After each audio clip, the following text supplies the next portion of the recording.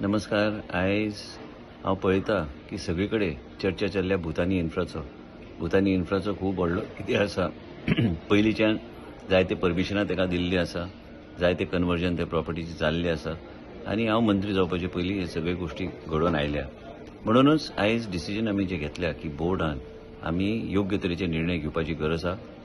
Member secretary planning and development authority Mormugao जे कितें रिप्रेझेंटेशन्स आयल्या ह्यो सगळे आमी ताका धाडून ते व्हेरिफिकेशन करपाक आमी सांगला. व्हेरिफिकेशन केल्या उपरांत आमचे कडेन धाडपाक लायल्या. बोर्ड मिटींग स्पेशली आपयल्ली आसा. म्हणजे हे सगळे व्हेरिफिकेशन ऑफ फॅक्ट्स जाल्या उपरांत based on the facts verified by the Mormugao planning and development authority आमचे बोर्डाच्या माध्यमांतल्यान आमी योग्य तरेचे डिसिजन घेवपाचे ठरयले आसा.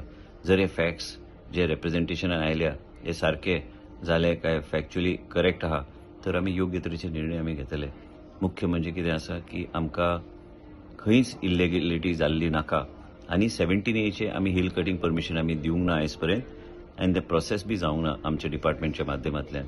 आनी विशय हिल कटिंगाचो आमचे कडल्यान येना कारण आमी परमिशन दिवंक ना.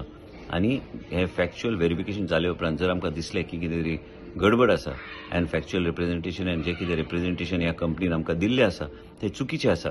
आमी फाटीं सरचे ना हे रिवोक करपाक आनी कितलेय व्हडली कंपनी आसल्यार आमी हे रिवोकेशन करपाक आमी फाटीं सरचे ना. आनी हे आमचे ठाम निर्णय आसा की कितें गोंय राज्यांत घडटा ते कायद्या प्रमाणे गायडलायन्स प्रमाणे हे सगळे व्हेरिफिकेशन जावन फॅक्च्युअली जर करेक्ट असले तर गोष्ट वेगळी आसा.